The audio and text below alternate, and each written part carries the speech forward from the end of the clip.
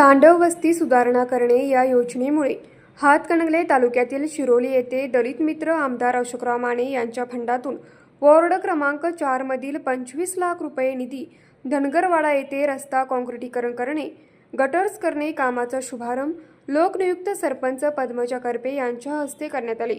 यावेळी माजी उपसरपंच कृष्णात करपे यांनी आपले मनोगत व्यक्त करताना म्हणाले, आमदार अमल महाडिक व शोमिका महाडिक यांच्या नेतृत्वाखाली वॉर्ड क्रमांक 4 मध्ये कामाचा वेग वाढला आहे।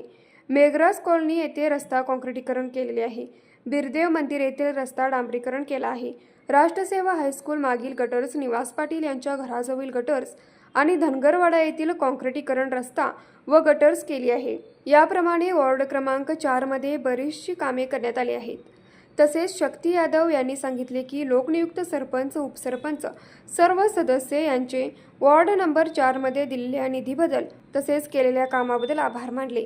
यावेळी ग्रामपंचायत सदस्य कमल कौंदाडे, प्रकाश कौंदाडे, शिवाजी समुद्रे, हिदायतुल्ला पटेल, कृष्णात करपे, उदयसिंह पाटील, सचिन पुजारी, सर्व ग्रामपंचायत सदस्य, सर्व कार्यकर्ते उपस्थित होते। न्यूज मराठी 24 साठी विनोद शिंगे, हातकणंगले।